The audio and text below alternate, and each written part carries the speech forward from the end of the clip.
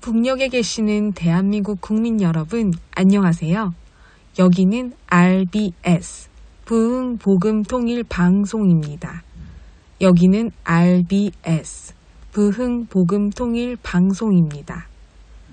대한민국 헌법 제3조 대한민국의 영토는 한반도와 그 부속 도서로 한다.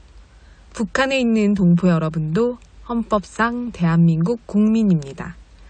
혹시 지금 북한을 탈출한 분들 중에 중국 외에 태국, 라오스 등 제3국에 계시다면 대한민국을 국적으로 이야기하십시오. 대한민국, 사우스 코리아라고 이야기하십시오.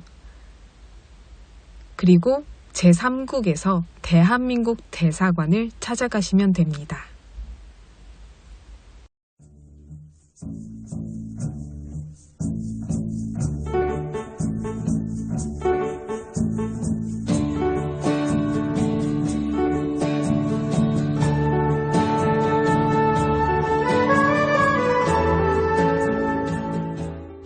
인생은 아름다워 라는 영화가 있습니다.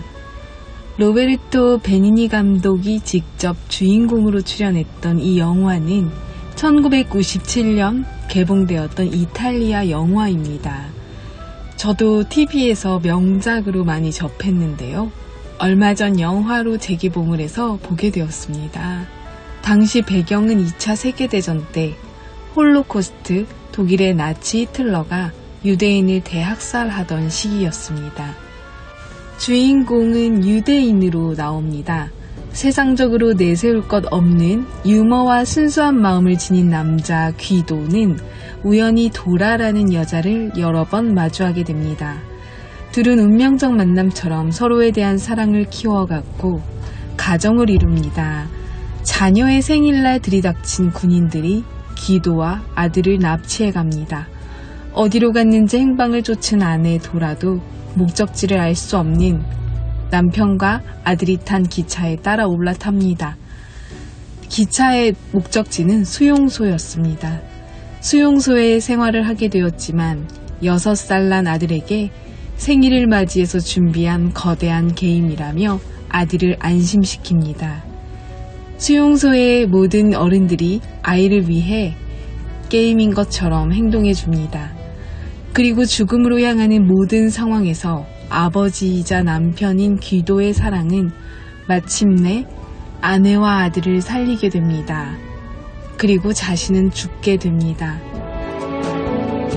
이 영화는 참 특이한 점이 있었습니다. 주인공들은 정작 슬프게 울지 않는데요. 관객들은 눈물을 쏟는다는 것이었습니다. 저 역시 영화가 끝난 이후에도 자리를 한참 뜨지 못하고 흐르는 눈물을 주체할 수 없이 펑펑 울었는데요.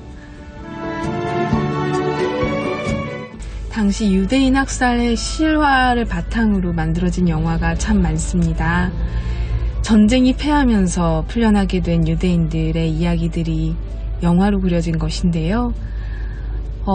엄마와 아들을 살린 건 아버지이자 남편이었죠. 가족에 대한 사랑과 메시지는 희망이었습니다. 영화 제목은 내용 그대로였다는 생각을 했습니다. 인생은 아름다워. 희망이 있고 사랑이 있으면 인생은 어떤 고난 속에서도 아름답다는 것으로 기억되는 영화였습니다. 우리 동포 여러분들도 인생은 아름다워 영화 기억하시고 보실 수 있는 상황이 꼭 되기를 소망합니다. 함께 통일이 되어보면 가장 좋겠습니다. 오늘도 찬양으로 RBS 시작합니다. 찬양 후에 날씨 예보 전해드립니다.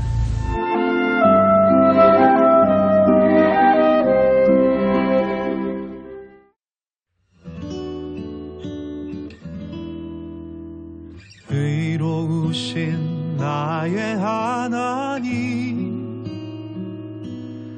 내가 주를 부를 때에 응답하소서. 나에게 은혜를 베푸사 나의 기도를 들어주소서. 너희 높은 자들아 언제까지 주의 영광을 욕되게 하려느냐. 헛된 일을 좋아하고 언제까지 거짓 신을 섬기겠느냐.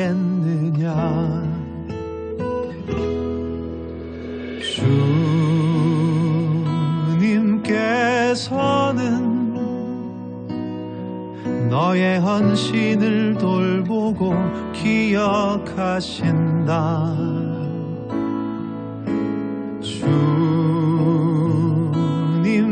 주님께서는 내가 부르짖을 때에 들어주신다.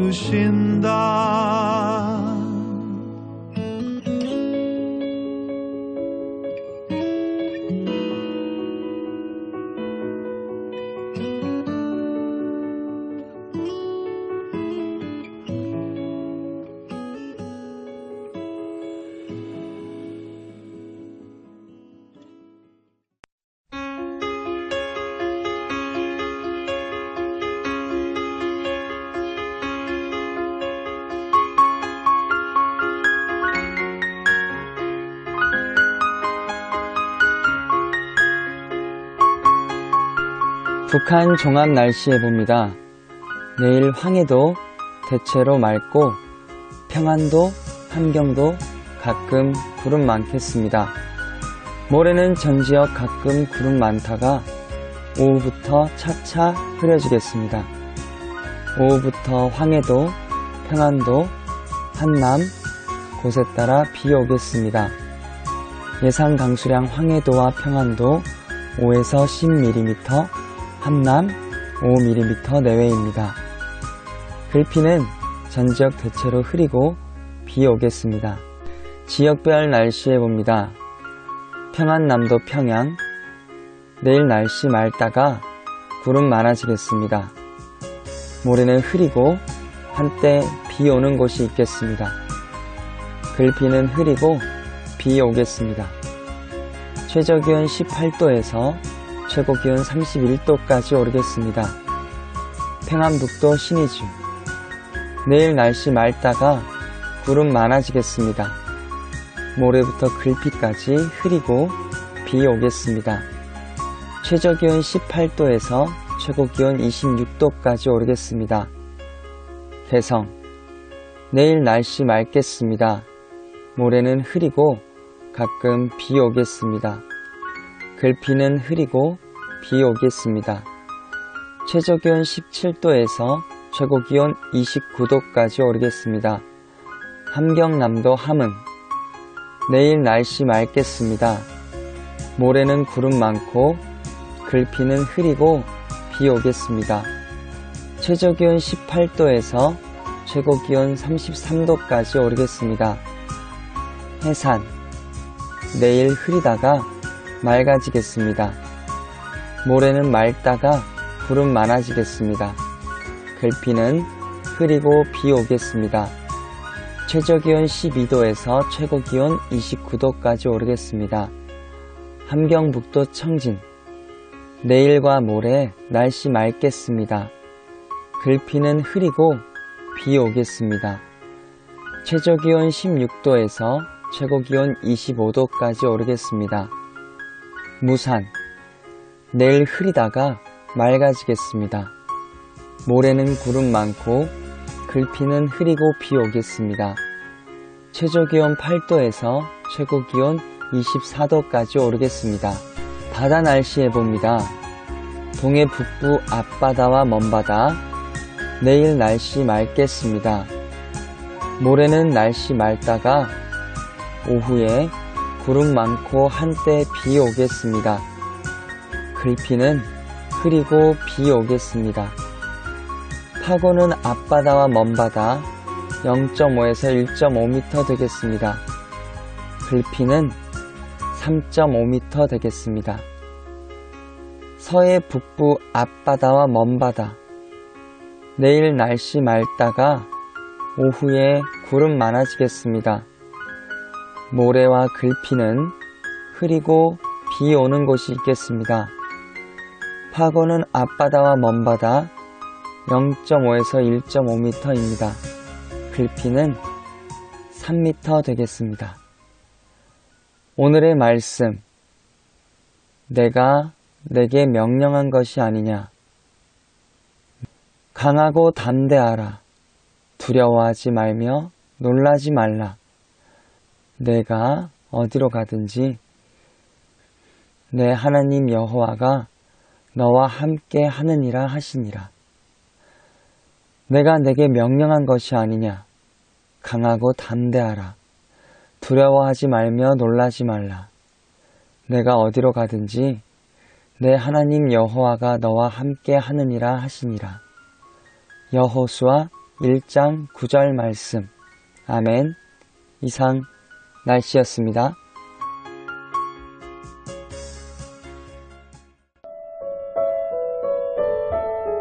여기는 RBS 부흥복음통일방송입니다. 6월 호국보훈의 달 특집 5번째 시간입니다. 자유를 수호해준 순국 선열들을 기리는 현충일. 폐허가 된 한국을 목숨을 내놓고 도왔던 유엔군. 6.25 전쟁 발발의 배경. 어린 소년들까지 자유를 위해 합세했던 장사리 전투. 빼앗겼던 서울을 다시 수복한 인천 상륙작전. 자유를 찾아 필사적으로 피난하는 난민들을 가득 실어 대한민국 부산 땅에 정착하게 했던 흥남철수작전 등 6.25 전쟁사를 들려드리고 있습니다. 이승만 대통령은 북진하여 북녘의 동포들도 함께 자유민주주의를 누릴 수 있도록 끝까지 최선을 다하여 유엔군이 끝까지 전쟁을 해주기를 설득하였습니다. 하지만 전쟁은 너무 많은 생명을 잃게 되었고 끝이 보이지 않는 이 전쟁에서 결국 유엔군은 휴전을 선언하게 됩니다. 그러니까 우리는 전쟁이 끝난 게 아니라 현재도 휴전 중에 있는 상황입니다. 언제든 전쟁이 발발할 수 있다는 의미도 되는데요. 분단 80년이 지나고 있는 지금까지도 자유를 빼앗으려 위협하는 공산주의자들의 습성을 이미 알고 있었던 이승만은 미국과 조약을 맺자고 제안합니다. 바로 한미상호방위조약입니다. 이 조약 때문에 미군이 현재까지도 한국에 주둔해 있으며 우리가 튼튼한 안보를 통해서 적의 위협에 맞서고 안보를 굳건히 할 수 있게 되었습니다. 당시 한국은 휴전회담 반대운동에 나섰습니다. 임시 수도였던 부산은 수만 명의 군중이 휴전 반대 걸기대회를 개최하고 6월 30일에는 이승만 대통령이 한국의 통일과 대한민국 헌법에 위배되는 어떠한 조건의 휴전도 인정할 수 없다라는 성명을 발표하였습니다. 이처럼 국민들이 휴전회담을 반대했던 근본적인 원인은 첫째, 국토 통일의 가망이 없어져 버린 데에 대한 울분이었고, 둘째, 휴전이 성립된 다음 또다시 전쟁이 발발할 경우 과연 미국이 다시 지원하고 나설 것인가에 대한 불안감 때문이었습니다. 당시 한국은 유엔군 사령부가 추진 중인 국군의 군사력 증강만으로는 부족하다고 느껴 황폐해진 국토의 재건 문제 등 한국의 장래를 위해 보다 확실한 보증을 해주기를 희망하였습니다. 이승만 대통령은 국토 통일이 이룩되지 못한 휴전보다는 차라리 한만 국경선으로서의 진격을 단행해야 할 것이다 라고 굳은 결의를 표명하고 미국 대통령에게 보낸 서한에서도 만약 미군이 중공군을 압록강 남쪽에 그대로 주둔하게 하는 어떠한 약정이라도 하게 되는 경우에는 한국군의 작전 지휘권을 되찾아 필요하다면 독자적인 작전을 단행할 준비가 되어 있다 라고 강력한 의사표시를 하였으며 국민들 또한 통일이 아니면 죽음을 달라고 외쳤습니다. 1953년 3월 5일 소련 수상 스탈린이 갑자기 뇌졸중을 일으키며 사망하였습니다. 이때부터 휴전회담의 분위기가 더 급박해졌습니다. 이승만 대통령은 과감하게 반공포로 석방을 요구했습니다. 35,400여 명의 반공포로 중 26,930명을 석방하였습니다. 이들은 자유의 몸이 되었습니다. 그리고 한미 상호 방위 조약 체결까지 이르게 됩니다. 이에 관련된 이야기를 우리 북녘에서 자유를 찾아온 청진 출신 청년이 전해드립니다.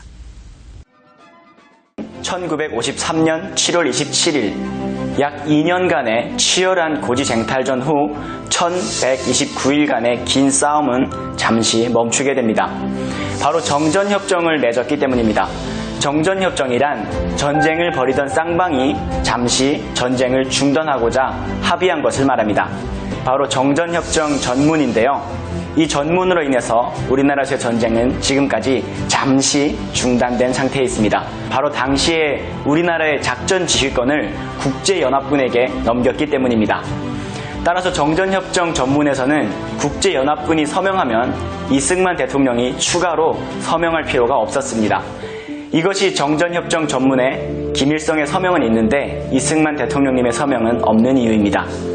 보시면 당시 국제연합군 사령관이었던 클라크 장군, 또 중국인민지원군을 대표해 팽덕회, 마지막으로 조선인민군 최고사령관의 자격으로 김일성이 정전협정에 서명하고 있습니다. 이 서명을 기점으로 한반도에서의 전쟁은 잠시 중단된 상태로 67년이라는 시간이 흘렀습니다. 보시는 사진은 한미 상호 방위조약 전문 사진입니다. 6.25 전쟁은 3년 동안이나 지속이 되었고 이 긴 전쟁으로 많은 미군 병사들이 죽거나 부상을 당하게 되었습니다. 그러자 미국은 얼른 정전협정을 통해서라도 전쟁을 빨리 마무리 짓기 원했습니다. 하지만 우리나라의 입장에서는 미군이 철수한 후 북한의 재남침 가능성이 컸기에 방지책이 필요했습니다. 그 방지책이 바로 한미 상호 방위조약이었습니다. 한미 상호 방위조약은 대한민국과 미국이 북한의 남침과 외부 세력으로부터의 군사적 위협을 받을 때 서로 돕기로 약속한 군사동맹 조약을 말합니다. 보시는 사진이 바로 한미 상호 방위조약 가조인식에서 이승만 대통령과 미국의 당시 국무부 장관이었던 존 포스터 덜레스를 담은 모습입니다. 이승만 대통령은 미군 주둔의 중요성을 너무나 잘 알았기 때문에 미국을 설득하였습니다. 처음에는 북진 통일을 주장하였고 정전협정 이후에는 미군을 한국 및 그 주변국에 주둔시키고 한국이 아시아에서 민주주의가 가장 발달한 전시장 국가로 발돋움할 수 있도록 도와달라고 요청하였습니다. 이승만 대통령님의 이런 진정성이 있는 설득 끝에 1954년 11월 18일 한미 상호 방위조약이 정식 발효되었습니다. 한미 상호 방위조약이라는 든든한 보호망 덕분에 약속대로 우리나라는 아시아에서 민주주의가 가장 발달한 전시장 국가가 되었고 대한민국은 군사적 위협에 대한 큰 걱정이 없이 정치, 경제, 사회, 문화 등 모든 면에서 전례 없는 발전을 이룩할 수 있었습니다. 하지만 아름다운 평화의 날만 있던 것은 아닙니다. 정전협정 이후에도 북한은 수많은 도발을 지금도 지속하고 있습니다. 심지어 전쟁에 버금가는 도발도 서슴지 않고 있습니다. 정전협정 직후인 60년대부터 한번 살펴보실까요? 여러분이 잘 아시는 바로 이승복 어린 사건이 있습니다. 우리나라 동해에 있는 울진 삼척으로 무장한 조선인민군이 쳐들어와서 당시에 나는 공산당이 싫어요 라고 말했던 9살의 이승복 어린이의 입을 찢어 죽인 사건입니다. 저도 또 여러분도 공산주의가 얼마나 위험한지 알고 확실하게 말할 수 있어야 됩니다. 저는 공산당이 싫습니다. 북한의 만행은 계속 이어집니다. 1974년 8월 15일 광복절 제29주년 기념식에서 박정희 대통령에 대한 암살 시도가 있었습니다. 그러나 그 총알이 빗나가서 옆에 앉아있던 당시 영부인 유경숙 여사를 관통했고 영부인께서는 그 자리에서 즉사하셨습니다. 이후에도 북한은 땅굴을 파서 대한민국에 침투할 계획을 세우기도 했습니다. 현재까지 4개의 땅굴이 발견되었고 북한은 남한을 침략하려는 야욕을 지금도 계속해서 보이고 있습니다. 여러분이 파주에 있는 도라 통일전망대에 가시면 그곳에서 3번째로 발견된 제3땅굴을 직접 보실 수 있습니다. 북한은 우리나라뿐만 아니라 미군에 대한 공격도 서슴지 않았습니다. 1976년 8월 18일 판문점 공동경비구역에서 시야를 가리는 나무에 가지를 치던 미군 장교 2명을 30명의 조선인민군 병사가 도끼와 망치로 무참히 공격한 사건이 있었습니다. 바로 판문점 도끼 만행 사건입니다. 당연히 두 미군 장교는 목숨을 잃었습니다. 북한의 만행은 이런 과거에서 그치지 않았습니다. 북한은 대한항공을 폭파하고 강릉에 잠수함으로 침투하는 등 하늘과 땅, 바다를 가리지 않고 대한민국을 위협해오고 있습니다. 최근에는 연평도라는 섬을 수차례 폭격하였고 천안함이라고 하는 전투함을 어뢰로 격침시키기도 하였습니다.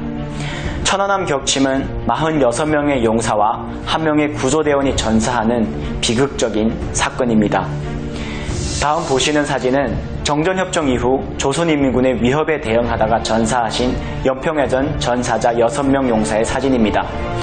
2002년 6월 29일 대한민국은 월드컵 열기로 뜨겁게 들떠 있었습니다.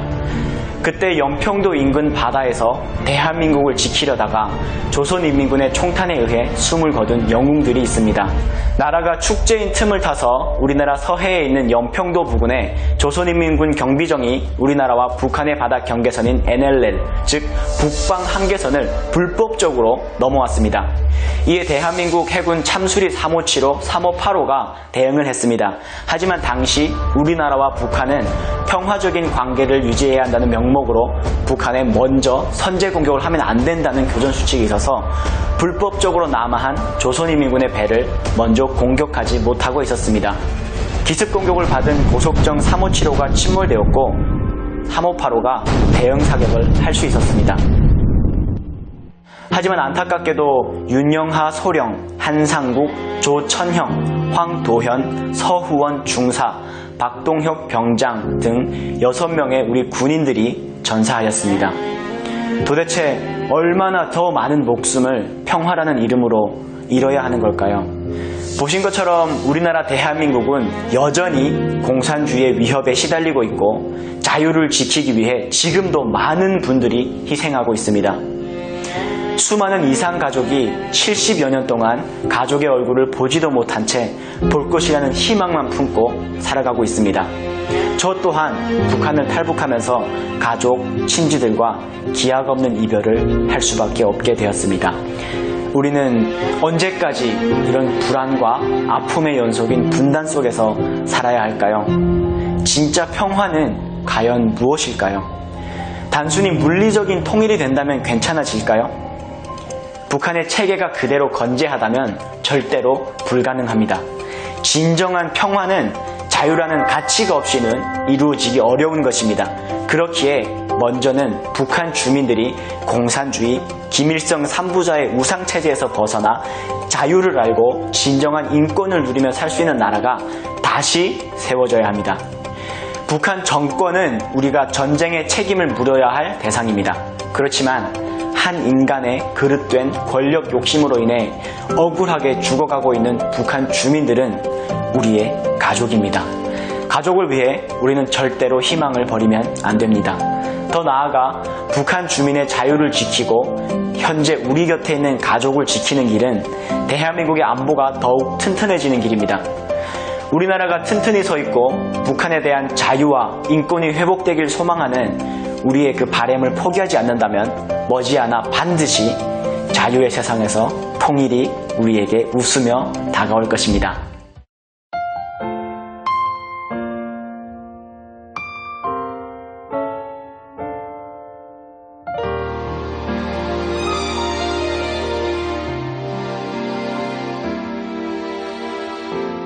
우리에게 자유를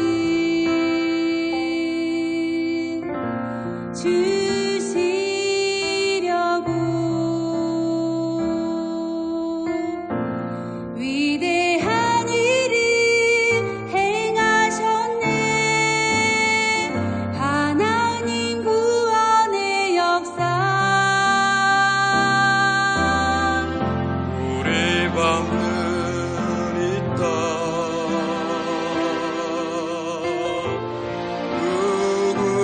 누군가의 행함으로 주어진 것 대가로 얻어지는 자유, 이 소중한 자유, 주님 주신 자유. 그러므로 너희는 굳세게 서서 다시는 종의 멍에 매지 말라.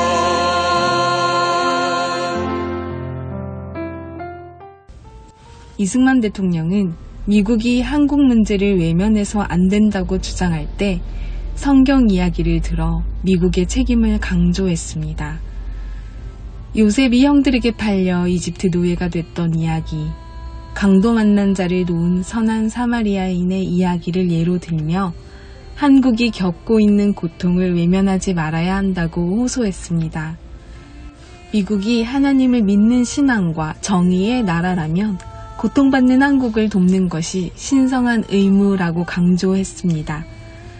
미국은 기독교 정신으로 세워진 청교도 국가였기 때문에 자유민주주의를 먼저 실현하고 있었기 때문입니다. 우리는 미국의 도움을 실질적으로 많이 받았고 그로 인하여 우리 또한 받은 은혜를 갚는 선교 한국이 될 수 있었습니다. 하지만 우리 동포인 북한 동포들과의 통일이 너무나 많이 지연되고 있습니다. 이제는 우리가 함께 실현해야 할 것입니다. 우리가 힘을 내어 더 간구하면 반드시 통일한국 들어주실 주님을 우리는 믿습니다. 지금까지 보여줬던 한국의 역사이기 때문입니다.